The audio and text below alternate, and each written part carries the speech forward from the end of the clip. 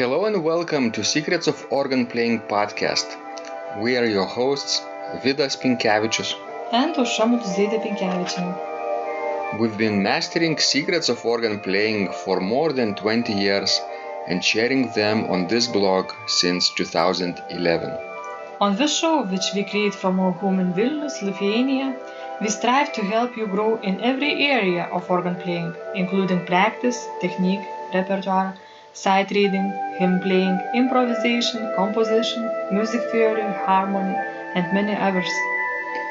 Our hope is to help you become a complete musician, or what we call as total organist, a program which we have created to help you reach your dreams faster than you would do on your own. If you are new here, we invite you to subscribe to receive free updates of this blog at organduo.lt. By subscribing, you will also receive free video how to master any organ composition and 10-day organ playing mini course. And now let's go to the podcast for today. Hi guys, this is Vidas. And Ausra. Let's start episode 307 of Secrets of Organ Playing podcast. This question was sent by Tamara and she writes, Hello Vidas, I have been following your Secrets of Organ Playing emails. Very helpful, thank you. Do you recommend total legato for hymn playing in any situation?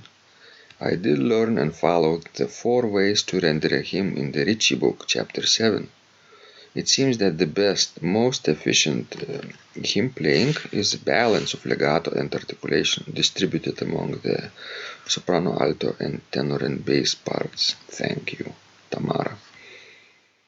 That's a very specific question, Ausra. Yes, it is. And the way I remember Dr. Ritchie teaches is, and Quentin Faulkner too, is if the hymn is created after 1800s, then you play it legato.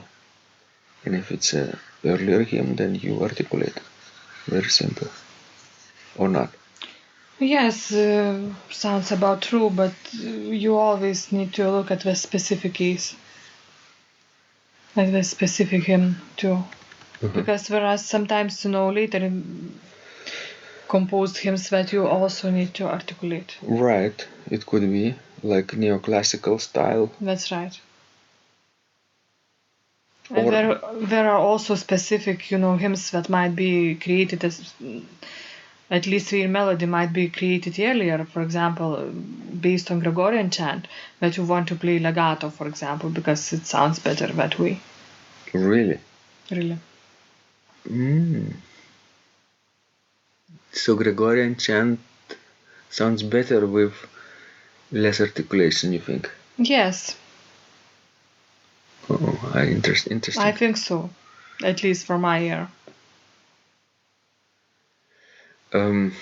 If I create, for example, a hymn tune today, but it's in a Baroque style or ancient style, this too should be played probably with articulation. Or not, because it's 21st century. It depends on the style.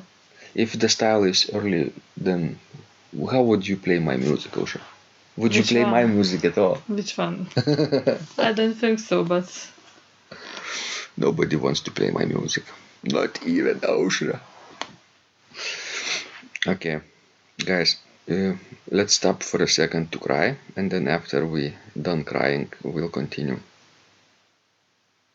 Okay, I'm done crying. Now, Tamara says that the most efficient hymn playing is a balance of legato and articulation distributed among SATB parts.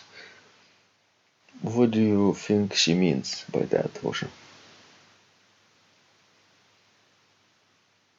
I think that's what she says. Balance of legato and articulation. Maybe by that she means that you play, soprano legato and you articulate other voices.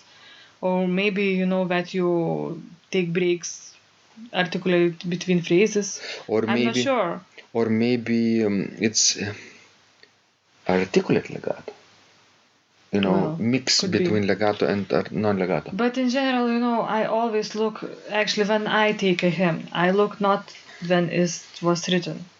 I look at the musical structure. I look, on the particular organ that I have to play that hymn. I look in the space, if it's reverberant or if it's dry. I'm thinking if I will be singing it solo or congregation will sing it too. Because in general, the more reverberant room is, the more articulate you have. Even even if a hymn is written legato, you will have to to do some articulation between the phrases, because if people are singing, we need to take a breath. Mm-hmm. Music needs to breathe. The monster never breathes. Who said that? Stravinsky, I think, about organ. Well, so maybe Stravinsky didn't know the articulate legato playing style at that time. Could be. I think it was quite forgotten during his lifetime. So. Mm-hmm. So let's make organ breathe, right, guys? Let's make it actually sing, and without breathing, there is no singing, right? You have to sing yourself. Imagine you are singing with the congregation. That's the easiest thing. You don't have to sing soprano part. You can sing middle voices or the bass. That's up to you. But if you sing, you naturally have to breathe. That's right. And of course, it also depends on the tempo that you are playing, with him too. The slower you play, the more breaks you have to take.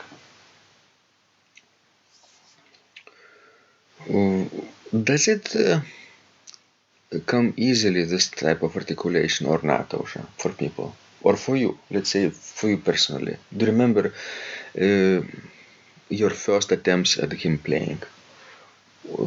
How did you feel? Well, when I just started to play hymns at church, I actually didn't think so much about either to play them legato or non-legato. Mm-hmm. I had other concerns at that time. Such as? How do not miss, the place in the mass where that hymn should sound. How don't miss, the pedal keys and don't mess them up. And all that liturgical struggle. Will the people complain to the priest after you're playing? No. Well, there was one lady who thought that especially you play too fast. Mm-hmm. Because the old ladies... You mean myself? Yeah, Vidas. yes. And that I'm playing a little bit better because I'm playing a little bit slower. But still not slow enough for them, because we wanted to, to drag the hymns and to slow them down as much as possible. But that way, mass would never end. This was one of my last church service playings in that church. Yes, that's right. Yes, I guess in every congregation you have people like that, complaining and going to the priest or a pastor and telling them how things should be around there, because they know better. True. So you say you didn't think about articulation at the beginning? Yes, at that time, yes, I didn't think about it because I had much more things to think about.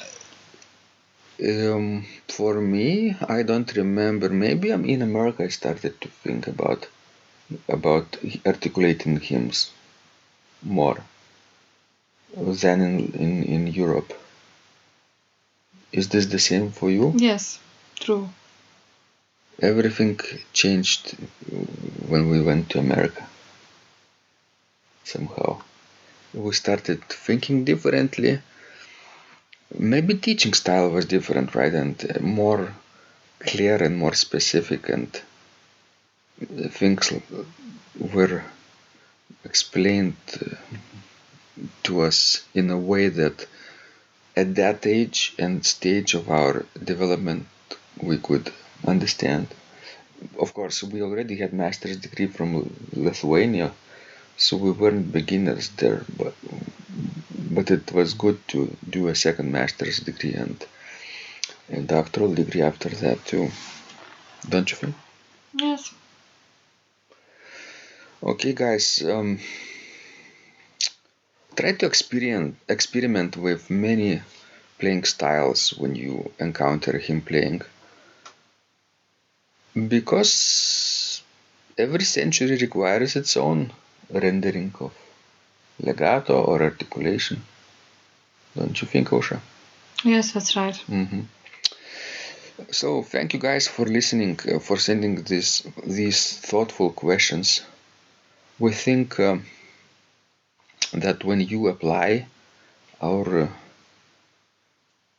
sometimes advice, sometimes feedback, sometimes just experiences to your playing, for some people it's really helpful. Not for everyone, right? Because some people have their own opinions, and that's okay, because we also have our own opinions about things. And Osha's opinion sometimes is different from my opinion, right, Osha? Yes.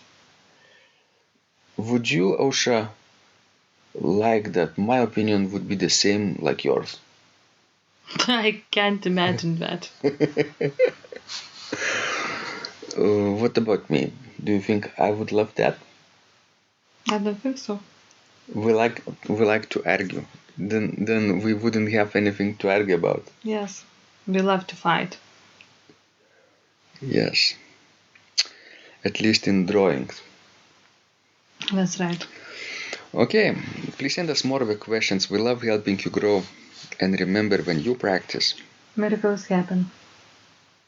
This blog is supported by Total Organist, the most comprehensive organ training program online, where you will find courses for every area of organ playing, including technique, practice, sight reading, repertoire playing, hymn playing, improvisation, composition, music theory and harmony, with hundreds of scores and thousands of exercises. Here is what some of the students are saying. Hugh writes, the sight reading course has helped me tremendously. Thank you very much for your SS courses and all your help. Robert writes, I found the fingerings, registration ideas and general comments to be excellent. John writes, I have found your download very helpful. It was really excellent. I have watched some of your teaching videos, and when I read your instructions, I tried to imagine you were teaching me. You may feel disappointed that I am 2-3 days behind, but I am a slow learner, and I have committed to taking the time to get it right, as you say. But the other night my wife commented that she had never heard me play such a detailed melody in the left hand so well. My left hand is generally poor. Robert writes, it has been a great pleasure in my life of having discovered your courses and material, as well as the YouTube work of recordings. You have a calm and pleasant way of teaching. Ron writes, Hi Vidas and Osha, thank you guys. What a wonderful response to my email note to you. You've got me right, and I feel you understand my level of playing. Yes, at home, and lucky that I have an organ for that reason. I am paying attention to this, and I am going to try this haha no longer secret model. Yes, and I love Cesar Frank too. What is very nice about your blog podcast is that Osha and Vidas are like a Socratic dialogue, and by bouncing things off of each other, so much more information comes out and is expressed. Your comments contain a wealth of information and understanding. I really appreciate this. It is very inspiring and will keep us moving forward. Would you like to receive the same or even better results that our students are getting? If so, join them at organduo.lt/total-organist. And of course, you will get the first month free too. You can cancel anytime. Also, if you haven't yet subscribed to receive free updates of this blog, make sure you do that at organduo.lt. By subscribing, you will also receive free video, how to master any organ composition, and 10-day organ playing mini course. This was Vidas. And Osha from Secrets of Organ Playing. And remember, when you practice, miracles happen.